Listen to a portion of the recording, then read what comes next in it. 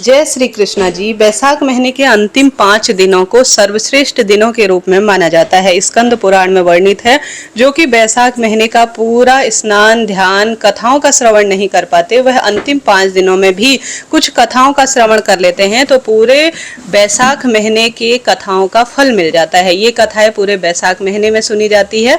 आप इन अंतिम 5 दिनों में किसी भी दिन सुने, लाभ होगा। आरंभ करते हैं। जैसा कि स्कंद पुराण में वर्णन है कि बैसाख माह के शुक्ल पक्ष की एकादशी को समुद्र मंथन से अमृत प्रकट हुआ था। इस दिन भगवान विष्णु ने मोहिनी अवतार लिया था। द्वादशी को भगवान विष्णु ने उस अमृत की रक्षा की थी। त्रयोदशी को भगवान विष्णु ने देवताओं को वह अमृत पिलाया था।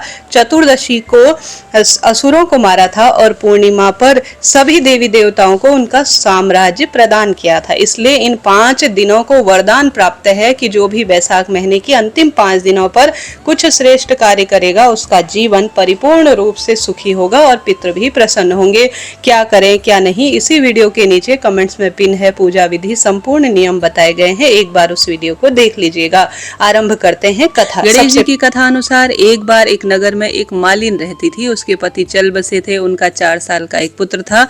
उनकी सास कठोर हृदय वाली स्त्री थी। वह बहू को बहुत तकलीफ देती थी। एक दिन सास ने बहू और पोते को घर से निकाल दिया। वे दोनों रोते रोते चलते चलते जंगल में जा पहुंचे। वहां एक पेड़ के नीचे बैठे थे। वहां से थोड़ी दूर पर एक गणेश जी का मंदिर था। वहां बहुत लोग गणेश जी के दर्शन करने के लिए आते थे। दर्शन करके गणेश जी को प्रसाद चढ़ाते थे। फिर वह प्रसाद सबको बांट देते थे। इस प्रसाद से माँ बेटे का गुजारा होने लगा। दोनों गणेश जी की खूब पूजा पाठ करते, व्रत उपवास करते और गणेश जी में खूब आस्था रखते थे। एक दिन उन्होंने सोचा क्यों ना हम भी जंगल से फूल लाकर बेचे। वह रोज जंगल में फूल लाकर उसकी माला बनाकर बेचने लगे। साथ में पूजा सामग्री और प्रसाद भी बेचने लगे। उसमें से उनको खूब आमदनी होने लगी। गणेश जी की कृपा से उनके दिन बदलने लगे। जल्द ही उन्होंने एक मकान और दुकान बना ली। एक राजा की लड़की रोज मंदिर में पूजा करने आती थी। मालिन के बेटे ने उसको देखकर राजकुमारी पर वह मोहित हो उठे और उन्होंने विवाह करने का सोचा। उसने अपनी भाभी से अपने मन की बात कही। भाभी अनुभवी थी। उसने कहा, बेटा ये तो मालिन का बेटा है और तुम राजा की बेटी हो। यदि तुमने उससे विवाह किया तो बड़ी बेइज्जती होगी। पर राजकुमारी अपनी बात पर अड़ी रही। उसने कहा, मैंने तो प्रतिज्ञा ले ली है तो उसी से मैं विवाह करूंगी। भाभी ने घर जाकर सारी बात राजा को बता दी। राजा ने मना नहीं किया और विवाह के लिए तैयार हो गए। बड़ी धूमधाम से बेटी का विवाह मालिन के बेटे के साथ कर दिया गया। मालिन ने सबसे पहले बड़ी बहू को गणेश जी के मंदिर में ले जाकर पूजा पाठ कराया और गणेश जी का आशीर्वाद दिया। इसके बाद पूरे नगर में यह बात फैल गई कि गणेश जी महाराज की पूजा करने से सभी दुख अपने आप कट जाते हैं और जीवन में सुख मिलना आरंभ हो जाता है। यह बात सुनते ही नगर के सभी लोग उस मंदिर में आने लगे। मंदिर और उसके जो मालिन थी उसके बेटे की खूब बिक्री बढ़ गई। उधर उसकी सास के इतने बुरे दिन आ गए कि अन्नदाता उससे रूठ गए और वह भूखों की तरह मरने लगी। एक दिन वह रोती धोती उसी मंदिर में, जो गणेश जी का मंदिर था, वहां आ पहुंची। वहां वह मालिन के बेटे से बोली, मैं भूखी हूँ, मुझे रोटी कपड़ा दे दो, इसके बदले मैं तुम्हारे घर का जो काम है वह कर दूंगी। लड़के को दया आ गई। उसने उसे काम पर रख लिया। उसने अपनी दादी को नहीं पहचाना। जब मालिन घर आई तो सास ने उसको पहचान लिया। वह सास से बोली, सासू जी आप यहाँ कैसे? सास ने पोते की तरफ इशारा करते हुए कहा, मेरी इस सेठ के यहाँ नौकरी लग गई है। बहू बोली, ये कोई सेठ नहीं, आपका प्यारा पोता है और यह घर भी आपका है, यह दुकान भी आपकी है। जब आपने हमें घर से निकाला तो हमें गणेश जी की शरणागति मिली। गणेश जी ने हमारी रक्षा की। बहू की बात सुनकर सास बोली, मेरी करनी मैंने भोग ली। बहू बोली, सासू जी अब आप हमारे यहाँ रहो और पोते का सुख देखो। हे गणेश जी महाराज, जैसा सुख आपने उस मालिन को दिया वैसे ही आज जो इस कथा को सुने उन्हें सब सुख देना। बोलिए गणेश जी महाराज की जय। बैसाख महीने की कथा के अनुसार रोजाना जो श्रेष्ठ कथा सुनी जाती है वह बहुत ही सुंदर कथा है। एक गांव में कथा अनुसार एक पति पत्नी रहते थे। वह लकड़ियां बेचकर अपना पेट भरते थे। पति जब भी लकड़ी काट कर लाता तो पत्नी उसमें से एक लकड़ी निकालकर अलग रख लेती। बैसाख का महीना आया, सब लोग बैसाख स्नान करने लगे तो पत्नी ने भी बैसाख स्नान किया। वह रोजाना बैसाख नहाती। आंवला, पीपल, बड़, जो बेलपत्र है, इन सबको को सींचा करती थी। ऐसा करते करते एक दिन जो है पूरा बैसाख का महीना बीत गया। पति ने सोचा बैसाख स्नान तो कर लिया, लेकिन उद्यापन कैसे करूं, ब्राह्मण भोज कैसे कराऊं। जब उसने अपने पति की लकड़ियों के गट्ठर जो रोज वह निकाला करती थी, एक एक लकड़ी का गट्ठर खूब स्वरूप में बन चुका था। अब भगवान का नाम लेकर नगर में बेचने के लिए निकल पड़ी। बैसाख भगवान का नाम लेते ही सारी लकड़ियां चंदन की लकड़ी रूप में हो गई। सारा माहौल इतना सुंदर महकने लगा, चमत्कार ही हो गया। नगर में वह जहां जहां से भी निकलती खुशबू फैली रहती। श्री नारायण बैसाख महीने के कारण यह सुंदर रूप में हुआ। जब वह राजमहल से गुजरी तो राजा को चंदन की खुशबू आई। राजा ने पूछवाया कि चंदन की खुशबू आखिर कहां से आ रही है, तो सैनिकों ने आकर बताया कि एक औरत चंदन की लकड़ियां बेच रही है। जब लकड़ियों की कीमत पूछवाई तो वह बोली, जितना आप चाहें उतना दे दे, मुझे 5 ब्राह्मण जीमाने हैं, उनको भोजन कराऊं, इतना सामान आ जाए। राजा ने सैनिकों के साथ 5 ब्राह्मण भोजन कर ले उतना सामान उनके घर भेज दिया। उसमें घर जाकर दाल बाटी और चूरमा ब्राह्मणों को भोजन कराया, दक्षिणादि ब्राह्मणों का आशीर्वाद लिया। उधर उस दिन पति का लकड़ियों का गट्ठर बिका नहीं तो उनको खूब देर हो गई। इस तरह से ब्राह्मणों में भगवान के आशीर्वाद से उसकी झोपड़ी अचानक महल में बदल गई। रसोई में 56 पकवान तैयार हो गए। पति गट्ठर बेचकर आया तो उसे झोपड़ी दिखी नहीं। वह पड़ोसन से पूछने लगा। पड़ोसन बोली, तुम तो लकड़ियां बेचते रहते हो, तुम्हारी पत्नी स्नान ध्यान पूजा पाठ करती है, ब्राह्मण भोजन कराती है, बाकी तुम जानो। इतने में उसकी पत्नी आ गई। पति से बोली, यही आपका घर है। पति को खूब गुस्सा आया और बोला, तूने चोरी या डाका तो नहीं डाला जो अचानक इतना बदलाव, इतना धन आ गया। तब वह कहने लगी कि यह बैसाख स्नान का फल है। बड़ पीपल सींचा, उसका फल भगवान ने मुझे दिया है। ब्राह्मण जिमाने के लिए रोज आपकी लकड़ियों के गट्ठर में से एक लकड़ी चुपचाप रख लिया करती थी। वह लकड़ियां भगवान की कृपा से चमत्कार रूप में चंदन की हो गई। बेचने गई तो राजा ने गट्ठर मांग लिया। मैंने राजा से सूखा सामान मांगा, जिससे ब्राह्मणों को भोजन कराया और दक्षिणा दी। ब्राह्मणों ने आशीर्वाद दिया, उसका फल भगवान ने हमें दे दिया। तब पति को तसल्ली आई। दोनों पति पत्नी ने साथ में भोजन किया और महल में वास किया। हे भगवान जी, जैसे उन पति पत्नी के भंडार भरे वैसे सबके ही भंडार भरना। आधी अधूरी कहानी हो तो उसे पूरा करना और सबकी सदा सर्वदा लाज रखना। एक और कथा अनुसार बैसाख की कहानी एक राजा की है। यह कथा अनुसार एक राजा था। वह रोज गंगा स्नान करने जाता था। उसके कोई पुत्र नहीं था, इस कारण राजा दुखी रहता था। उसने बैसाख महीना स्नान ध्यान व्रत उपवास दान धर्म और दया में व्यतीत किया। वह रोजाना गंगा स्नान से कहता था, हे गंगा मैया, मुझे एक बेटी दे दो। इसी आशा में उसने बैसाख स्नान किया। वह रोजाना सुबह जल्दी स्नान करता और सोचता कि सबसे पहले गंगा स्नान मैंने किया है, लेकिन उसके आने से पहले ही पानी हिलता हुआ उसे नजर आया। तब उसे विचार आया कि नगरी में ऐसा कौन पुरुष है जो मेरे से पहले स्नान कर जाता है। उसको यही उत्सुकता मन में रही। उसने प्रण लिया कि अगर कोई स्त्री होगी तो उससे वह विवाह कर लेगा। इसी सोच में वह एक दिन जल्दी उठकर गंगा स्नान करने गया। वहां जाकर उसने देखा कि एक बंदरिया स्नान करके पेड़ पर चढ़ गई है। वह अचंभा होकर देखने लगा कि बंदरिया रोजाना गंगा स्नान करती है। वह गंगा किनारे एक पेड़ पर रहती थी और राजा के आने से पहले ही जय गंगा मैया कहते हुए स्नान करती थी और गंगा मैया से कहती थी, गंगा मैया, राजा को बेटा दो और मुझे 57 पोते देना। बंदरिया मनुष्य की भाषा बोलती थी और राजा के कहते ही बोल देती थी। राजा बोलता, बैसाख भगवान विष्णु भगवान, मुझे तो एक बेटी दे दो। तो बंदरिया बोलते ही, मुझे 58 पोते दे दो। भगवान ने दोनों की बात सुन ली और दोनों को आशीर्वाद दिया। राजा ने विचार किया कि मैंने गंगा किनारे मन में संकल्प किया था, मुझे उसे पूरा करना चाहिए। उसने सैनिकों को बुलाया और कहा, जाओ गंगा किनारे एक बंदरिया है, उसे ले आओ, मैं उससे विवाह करूंगा। राजा के सैनिक बंदरिया लाने को गए। राजा ने अलास बांस कटाकर फेरे लिए और बंदरिया को महल में रख लिया। राजा के पहले से ही 2 रानियां थी। वह सब रानियां बंदरिया से चिढ़ने लगी कि हमसे बच्चा नहीं हुआ, लेकिन राजा बंदरिया से बच्चा चाहते हैं। अब बंदरिया महल में रहने लगी। बहुत दिन हो गए। कुछ दिनों बाद बैसाख का महीना वापस आया। एक दिन राजा ने खाना खाकर राम की गुठली को वहीं छोड़ गया। आम की गुठली, इसमें गलत लिखा है, आम की गुठली को वहीं छोड़ दिया। बंदरिया आई, उस गुठली को खा गई, उस गुठली से उसके गर्भ रह गया। यह बात पूरे राजमहल में फैल गई।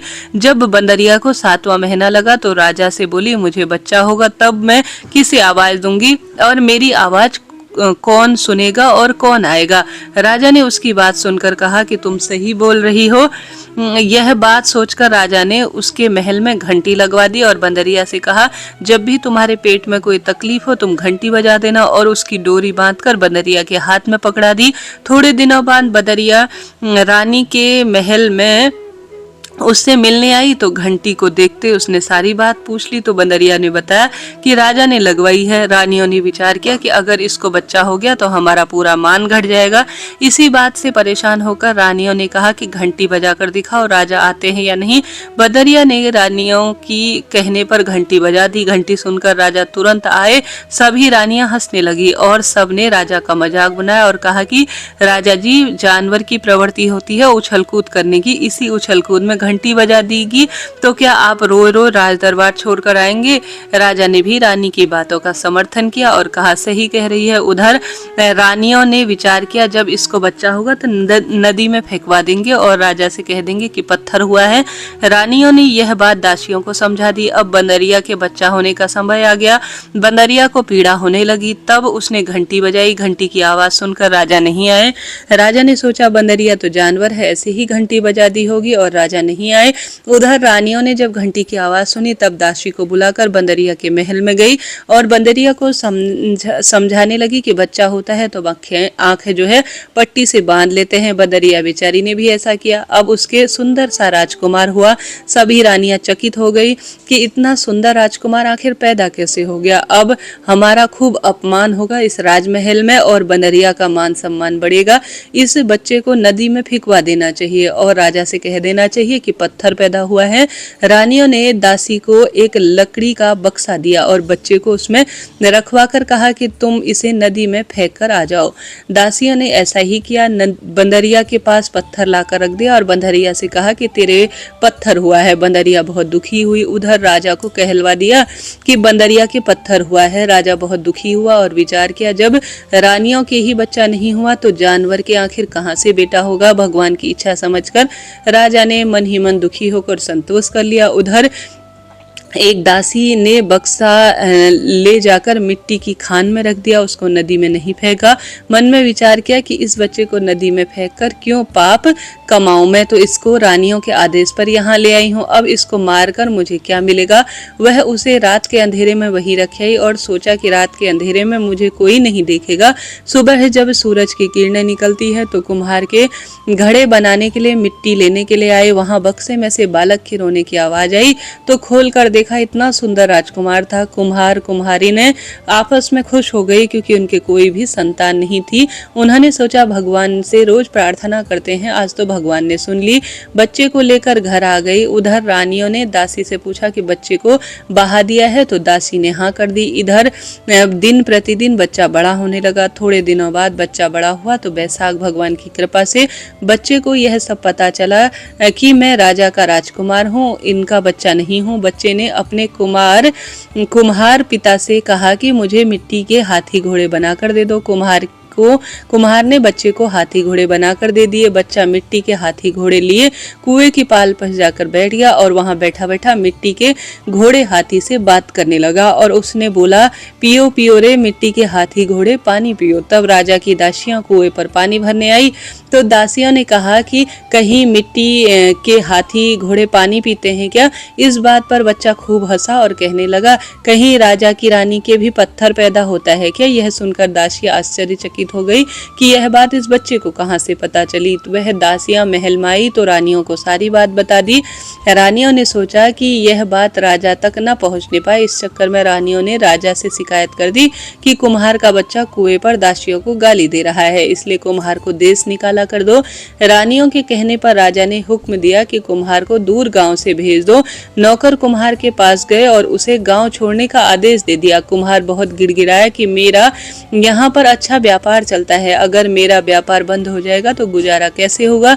लेकिन राजा के हुक्म के आगे किसी की नहीं चली। वह गांव छोड़कर जंगल में चला गया। थोड़े दिनों बाद लड़का और बड़ा हो गया। अब तो सब जंगल के झोपड़े में बांध कर रहने लगे। आसपास बहुत सारे पेड़ पौधे भी लगा दिए गए। नगर के बाहर छाया हो गई। कुम्हार का बेटा एक पेड़ के नीचे बहुत सारे करवे में पानी भरकर बैठ जाता और जो भी इधर से निकलता उसको पानी पिलाता। कुछ दिनों बाद चैत्र का महीना आया।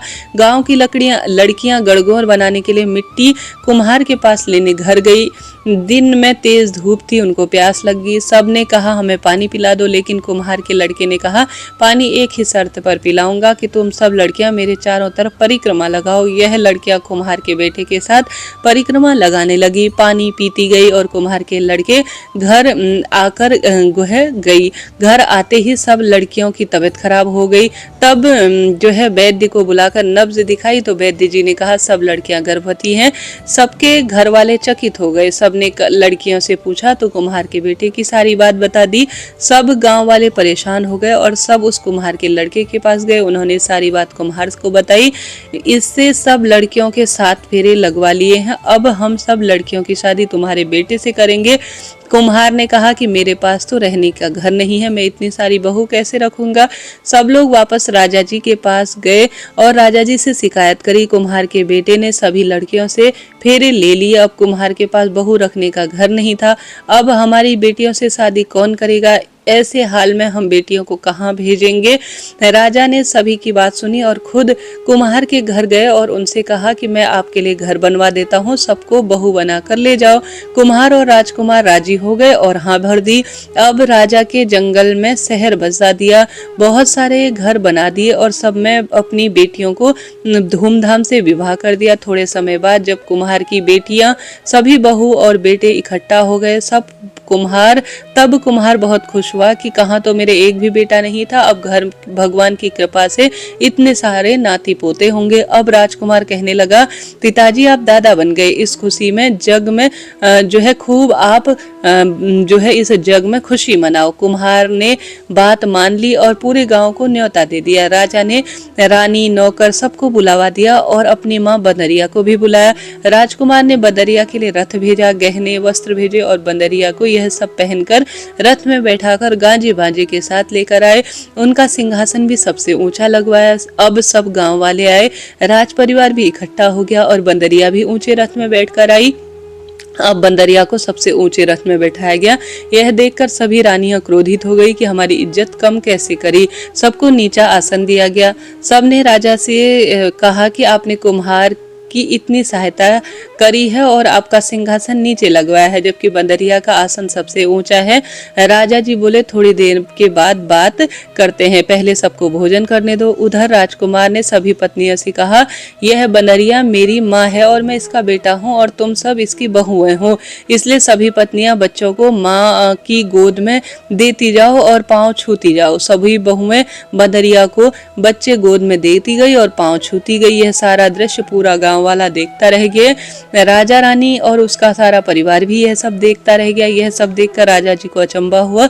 उसने राजकुमार को बुलाया और यह क्या हो रहा है ऐसा पूछा। राजकुमार ने सभी रानियों दासियों को भी बुलाकर कहा कि यह मेरी माँ है और आप मेरे पिता हैं और यह सब आपके पोते हैं। राजा ने पूछा ये सब कैसे हो सकता है। तब राजकुमार ने दासी का हाथ पकड़कर कहा सच क्या है बताओ। तब दासी ने डर के मारे सारी बात बताई। बंदरिया के बेटा हुआ था और मुझे रानियों ने कहा था कि इसे नदी में फेंकाओ, लेकिन मैंने यह कार्य पाप समझकर नहीं किया। इस कुम्हार को मैंने मिट्टी के खान पर छोड़ दिया था। यह वही राजकुमार है महाराज जो बंदरिया को हुआ था और आपको झूठ बताया गया था कि बंदरिया के पत्थर हुआ है।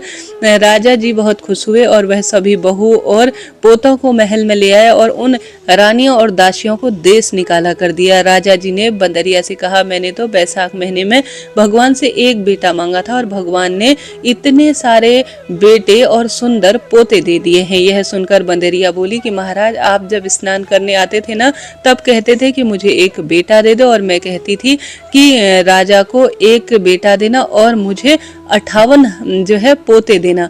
मैं नहीं जानती थी कि मैं क्या बोल रही थी, मेरी तो प्रकृति जानवर की है, लेकिन बैसाख भगवान ने अनजाने में कही हुई मेरी बात सुन ली और यह सच भी हो गई। राजा जी अपने बेटे पोते और पोतियों को पाकर खूब खुश हुए। हे भगवान बैसाख माह के देवता, जैसे राजा और उस बांदरी की इच्छा पूरी करी उसी तरह से सभी की मनोकामना आज पूरी करना। जो कहानी कहे, जो सुने, हुंकारा भरे, उसके जीवन में खूब सारी खुशियां देना और सब मनोकामना पूर्ण करना। बोलिए गणेश जी महाराज की जय। पीपल और आंकड़ा सींचने की कथा जरूर से सुनी जाती है, आइए उसे सुन लेते हैं।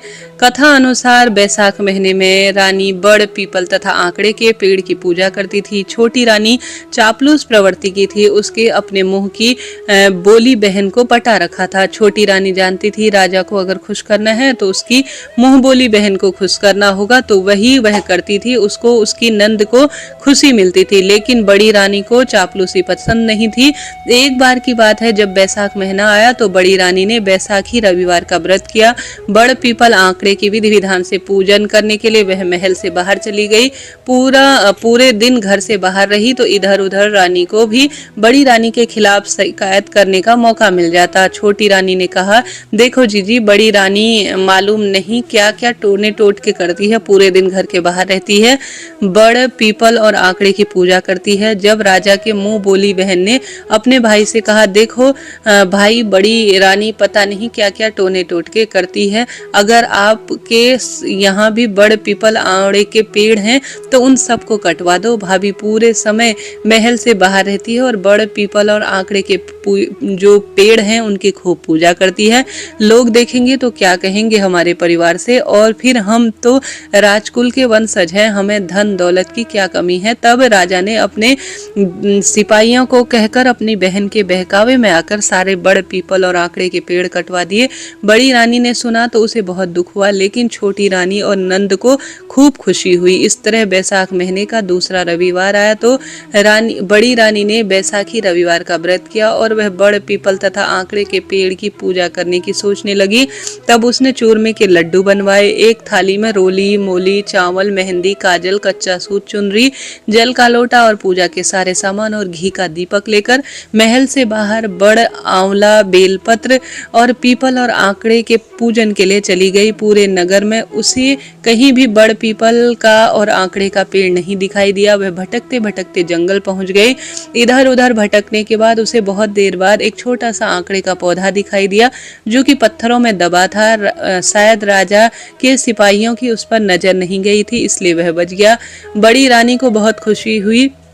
उसने वहीं बैठकर आंकड़े के पौधे की पूजा की। उसने आंकड़े के पौधे के पास एक छोटी सी तलाई बनाई और उसमें छोटे से लोटे में जल सींचा, चूरमा बाटी का भोग लगाया, रोली चावल चढ़ाया, कच्चा सूत मेहंदी लगाई, काजल लगवाया, चुनरी उड़ाई और घी का दीपक जलाया। फिर वहीं खड़ी होकर बड़ी रानी ने कथा सुनी और राजा और प्रजा की खुशहाली के लिए प्रार्थना की। फिर वह महल में आ गई। इस तरह समय बीतने लगा। राजा को शिकार खेलने का बहुत शौक था। एक दिन राजा सिपाहियों और मंत्रियों के साथ घोड़े पर बैठकर घने जंगल में पहुंच गया। जेठ का महीना आया, बहुत गर्मी थी और राजा शिकार की तलाश में जंगल पहुंच गया, लेकिन उसे कहीं भी शिकार नहीं दिखाई दिया। वह बहुत देर तक शिकार के लिए भटकता रहा। धीरे धीरे उन लोगों के पास खाने पीने का सामान खत्म हो गया। अब राजा को बहुत तेज पानी की प्यास लगने लगी। साथ ही सभी मंत्री और सिपाहियों को भी खूब पानी की प्यास लगने लगी। सभी गर्मी से जो है बेहाल हो उठे थे। तब राजा ने अपने मंत्रियों को हुक्म दिया कि ऊंचे पेड़ चढ़कर देखो कहीं आसपास जल का स्रोत है या नहीं, कोई तालाब, कुआं, बावड़ी मिल जाए तो पानी पीकर प्यास बुझा ली जाए। तब मंत्री ने पेड़ पर चढ़कर देखा, उसे कुछ दूरी पर पक्षु और पक्षी जो है दिखाई दिए। तो उसने कहा, महाराज यहाँ कुछ दूर पर पक्षी उड़ रहे हैं, शायद वहाँ कुछ मिल जाए, हमें वहीं जाना चाहिए। तब राजा अपने सिपाही और मंत्रियों के साथ उस स्थान पर पहुंच गया। वहां उसने देखा बहुत बड़ी तलाई है जिसमें पानी भरा हुआ है और एक आंकड़े का पेड़ भी है। रानी ने वहां छोटी सी तलाई बनाकर जो है पानी सींचा हुआ था। वही तलाई आज बहुत बड़े तालाब में बदल चुकी थी। राजा ने सबके साथ पानी पिया, प्यास बुझाई और घोड़े को भी पानी पिलाया। तभी राजा ने देखा आंकड़े के पत्ते पर चूरमा बाटी भी रखा है। ऐसा देखकर राजा और सभी सिपाही बहुत खुश हुए। फिर राजा ने चूरमा बाटी खाया और अपने साथियों को भी खूब खिलाया, घोड़े को भी खिलाया। सबने भरपेट चूरमा बाटी खा लिया, लेकिन फिर भी चूरमा बाटी खत्म नहीं हुआ। राजा के साथ सभी मंत्री और सिपाहियों की वो भी खूब आश्चर्य हुआ। थोड़ी देर आराम करने के बाद संध्या के समय राजा महल में आ गए।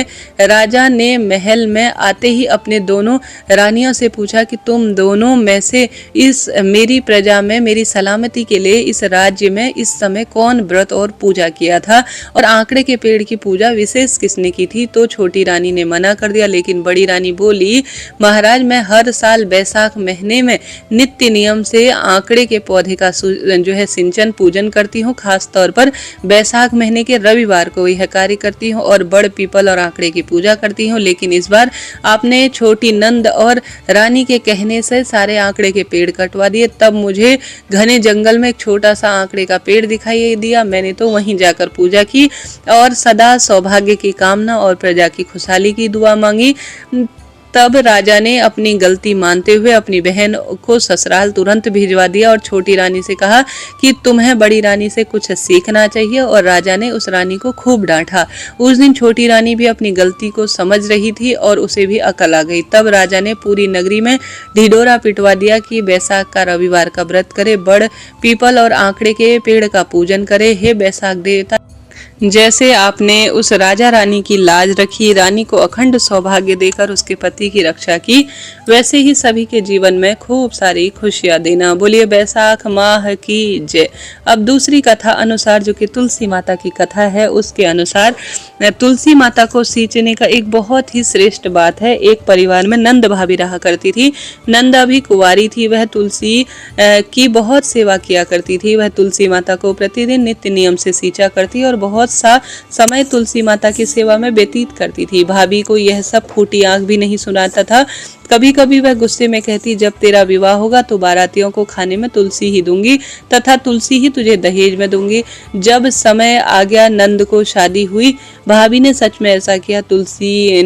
तुलसी से ही बारातियों के सामने गमला फोड़ कर रख दिया, जिससे तुलसी माता की कृपा से वह गमला स्वादिष्ट व्यंजनों में बदल गया। अब नंद की शादी की तैयारी होने लगी तो गहनों के बदले भाभी ने नंद को तुलसी की मंजरी पहना दी। तो वह जो मंजरी थी वह सोने चांदी खूब सारे आभूषणों में बदल गई। वस्त्रों के स्थान पर तुलसी का जनेऊ रख दिया तो वह तुलसी जो थी वह खूब सारे सुंदर वस्त्रों में बदल गई। दहेज भी बहुत अति श्रेष्ठ रूप में जो है उसने सिर्फ तुलसी का ही एक गमला दिया, तुलसी की मंजरी ही उसको दहेज में दी और कुछ भी नहीं दिया। इस पर भाभी को भी बड़ा आश्चर्य हुआ कि तुलसी जी की पूजा का उसने महत्व समझा। जो भी उसने तुलसी का सामान दिया था ना, अर्थात जो तुलसी की मंजरी और तुलसी का गमला दिया था, वो इतना बहुमूल्य सामान से भर गया उसका घर नंद का कि भाभी देखती रह गई और उसे भी बड़ा आश्चर्य हुआ और उसने तुलसी पूजा का महत्व समझा।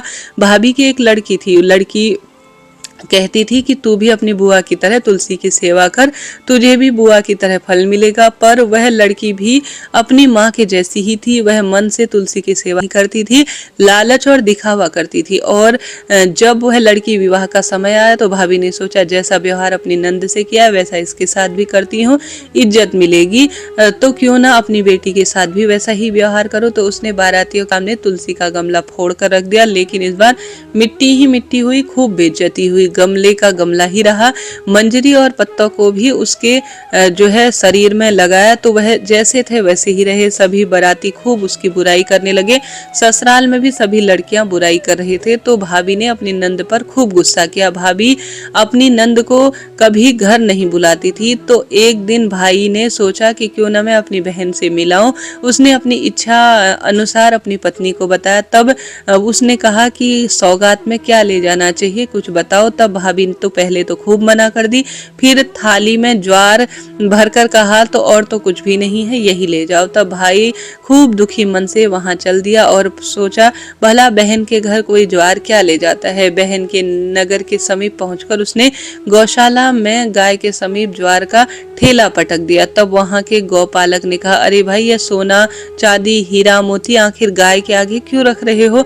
तब भाई ने जल्दी से नीचे देखा तो सारी बात गौपालक को बताई। सोना मोती लेकर प्रसन्न मन से वह बहन के घर गया। बहन अपने भाई को देखकर बड़ी खुश हुई और भाई की खूब आव भगत किए। भाई को दुखी देख जब बहन ने कारण पूछा तो भाई ने बात बता दी। तब बहन ने कहा, भाई भाभी से कहना कि वह भी रोज मन से दिखावे से नहीं तुलसी पूजा करे। जो तुलसी माता की पूजा करता है उसके जीवन में खूब खुशियां आती है। ऐसा सुनकर भाई खुशी खुशी अपने घर चला गया। बहन के घर से चल दिया और पत्नी को घर जाकर बात बताई। आखिरकार भाभी भी तुलसी पूजा मन से करने लगी और उसे भी अपनी गलती का एहसास हुआ। समय बीतने लगा। तुलसी माता की कृपा से भाभी के घर पर भी जो है जैसे तुलसी माता ने कृपा करी वैसे भाभी के घर पर भी खूब कृपा होने लगी। हे तुलसी माता, जैसे तुमने उस नंद भाभी और उसकी बेटी को सद्बुद्धि दी और सदा सर्वदा तुलसी पूजा में मन लगाया, उसी तरह से जो भी इस कथा को सुने उनके जीवन में खूब खुशियां भरना। बोलिए तुलसी माता की जय।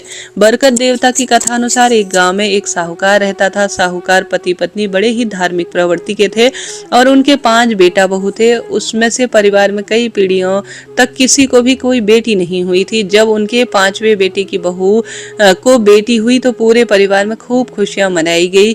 बहुत सारी खुशियों के साथ गांव में लड्डू बांटे गए। इससे पूरे गांव को बड़ा आश्चर्य हुआ। वह कहने लगे कि बेटे के जन्म की खुशी में तो हर कोई मनाता है, परंतु बेटी के जन्म की जो खुशी मनाता है उसका क्या ही कहना। तब उस गांव में मुखिया ने कहा, हम सभी को तो साहूकार परिवार से सीख लेनी चाहिए। साहूकार परिवार के लिए उसकी बेटी किसी रत्न से कम नहीं है, इसलिए परिवार वालों ने उसका नाम रत्नावली रखा।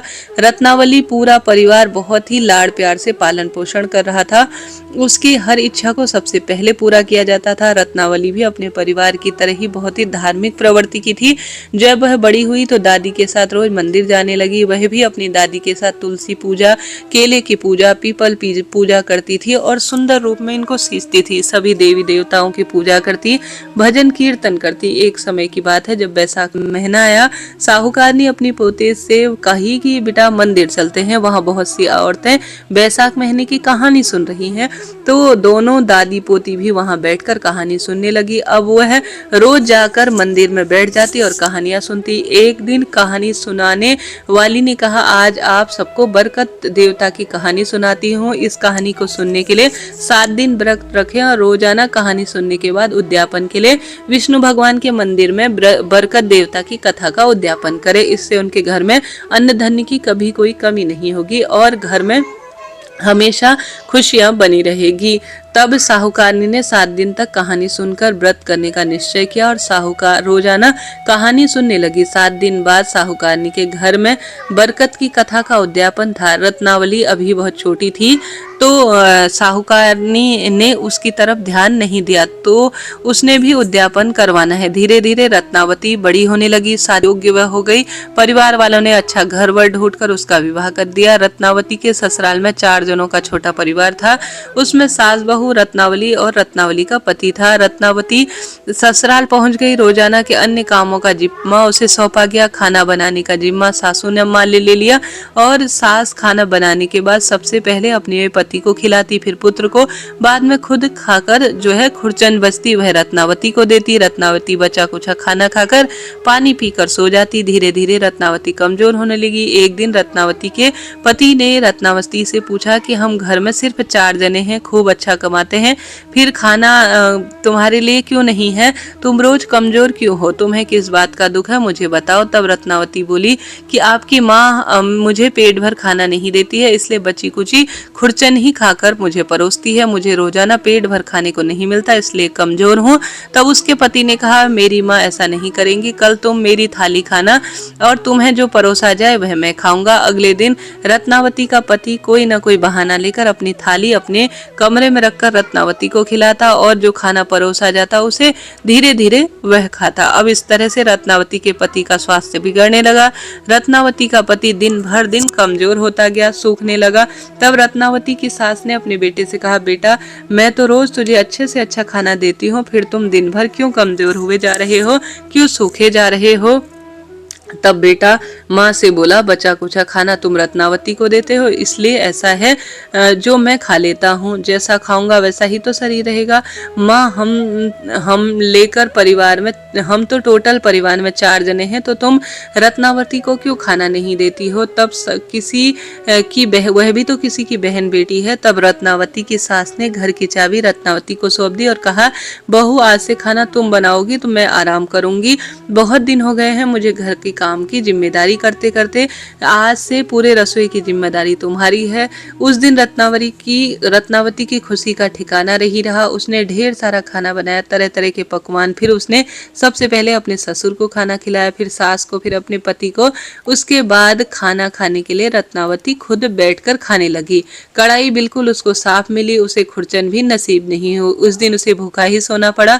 उसके बाद उसके पति ने पूछा, आज तो तुमने खूब खाना बनाया था, तो तुमने खाना क्यों नहीं खाया। तब उसने कहा, सासू माँ खाना बनाती थी, मुझे उसमें से खुरचन मिलती थी, लेकिन जब मैंने आज खुद खाना बनाया तो मुझे बिल्कुल भी कुछ नहीं मिला, कढ़ाई बुली साफ मिली, मेरे हिस्से तो आज खुरचन भी नसीब नहीं हुई। पति को बड़ा आश्चर्य हुआ। उसने कहा, ये कैसे हो सकता है, तुम कल से थोड़ा ज्यादा खाना बनाना, जिससे कि सबका पेट भर जाए और तुम्हारा भी भर जाए। रत्नावती खुद खाना जो है खाने बैठी तो रोज यही होता कि कढ़ाई पूरी साफ होती और खाना गायब। उसने ऐसा अपने भाग्य की बात मान ली। उसने अगले हिस्से में जो देवी देवताओं ने लिखा है, उसने सोचा शायद भाग्य में मेरा यही है। धीरे धीरे रत्नावती फिर से सूखने लगी।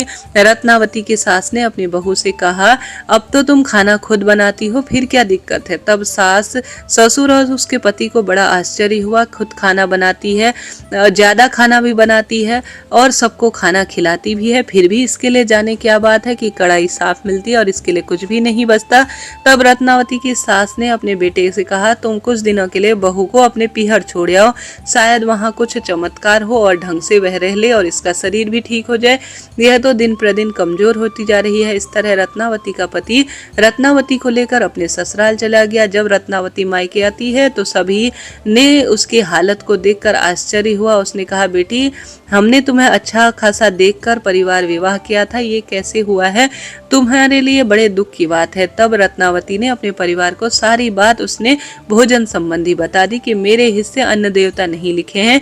जब मेरी सास खाना बनाती है तो कुछ ना कुछ मुझे मिल जाता है, लेकिन मैं खुद खाना बनाती हूँ, सबको खिलाती हूँ, पता नहीं अन्न देवता मुझसे क्यों रूठे हैं कि मेरे भोजन में बैठते ही सारा भोजन खराब, खत्म और हर स्वरूप में गायब हो जाता है। तब रत्नावती की दादी को पूरी बात समझ में आ गई। तब रत्नावती की माँ और दादी ने रत्नावती को बरकत की कहानी सुनाने, व्रत करवाने और उद्यापन का निश्चय करवाया। दूसरे दिन रत्नावती ने अपनी माँ और दादी के साथ बरकत देवता की कथा सुनी, व्रत किया और इस तरह 7 दिन तक लगातार व्रत करके 8वें दिन श्री भगवान विष्णु के मंदिर में उसके हाथ से बरकत भगवान की कथा का उद्यापन करवाया और फिर वह मायके से बहुत सारा धन लेकर वापस ससुराल आई। जब रत्नावती ससुराल आई तो उसने अपनी सास को पूरी बात बताई कि श्री बरकत देवता मुझसे नाराज थे, मेरे ऊपर श्राप लगा था, इसलिए मेरी दादी माँ ने मुझे अब बरकत की कथा सुनाई है और मुझे 7 दिन का उपवास करवाया है, 8वें दिन उद्यापन कराया है। अब आज से मैं आपको कहानी सुनाऊंगी, आप हुंकारा भरना। फिर रत्नावती ने अपनी सास को कहा कि आपने खाना खा लिया क्या। सासू ने कहा, बहू तू तो भूखी रहती है, हम सब खाना कैसे खा सकते हैं, हम तो तेरे दुख में दुखी हैं। तब रत्नावती ने कहा कि आज से मैं आपको कहानी सुनाऊंगी, हम सब व्रत करेंगे और 7 दिन बाद बरकत भगवान का उद्यापन करेंगे। जब रत्नावती ने कहानी सुनाई, सास ने हुंकारा भरा। रत्नावती के पति और सास ससुर ने भी बरकत की कहानी सुनी। 7वें दिन जब उन्होंने भी व्रत किया और 8वें दिन रत्नावती ने अपने सास ससुर और पति के साथ बरकत देवता की कथा और कहानी सुनी और उद्यापन किया। भगवान विष्णु के मंदिर गए, वहाँ नारियल मिश्री मिठाई और दक्षिणा चढ़ाई। सभी ने भगवान से घर में बरकत बनी रहे यह प्रार्थना की और जो गलती हुई है उसके लिए क्षमा मांगी। इसके बाद घर आकर रत्नावती ने खाना बनाना शुरू किया तो सास और पति ने कहा बहू आज तो बहुत सारा खाना बनाना, लेकिन रत्नावती ने कहा नहीं, आज से देखना चाहती हूँ कि बरकत देवता मुझसे नाराज तो नहीं है और मेरी किस स्वरूप में वह रक्षा करेंगे। आज मैं पहले जितना खाना बनाऊंगी उससे भी आधा बनाऊं तो चलेगा। उस दिन रत्नावती ने हमेशा की तरह कम खाना बनाया और फिर सास ससुर से कहा आप खा लीजिए, लेकिन सास ससुर ने कहा बेटा बहू पहले तुम खा लो, लेकिन रत्नावती ने कहा नहीं, पहले आप आज खाना खाओ, उसी के बाद मैं खाना खाऊंगी। जब रत्नावती के ससुर सास और पति ने भरपेट खाना खाया, उसके बाद रत्नावती खाना खाने के लिए बैठी तो अभी खूब खाना बाकी था। उस दिन से रत्नावती भी भरपेट भोजन करने लगी। हे बरकत देवता, जैसे रत्नावती पर राजी हुए वैसे सब पर राजी होना, जैसे रत्नावती पर नाराज हुए वैसे किसी पर नाराज नहीं होना। कहानी जो कहे हुंकारा भरे उसके परिवार को खूब सारी खुशियां देना। जय श्री राधे। तो इस तरह से अंतिम 5 दिनों में सुनी जाने वाली सभी कथाएं मैंने आपको बताई जो कि आप बैसाख महीने में नहीं सुन पाए हैं।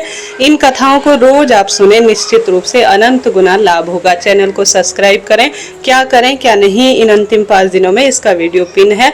रोज कथाएं सुनाती हूँ इसी चैनल पर, ज्योतिष संबंधी जानकारी देती हूँ। आप चैनल से जुड़ें और सब्सक्राइब करें। राधे राधे जी।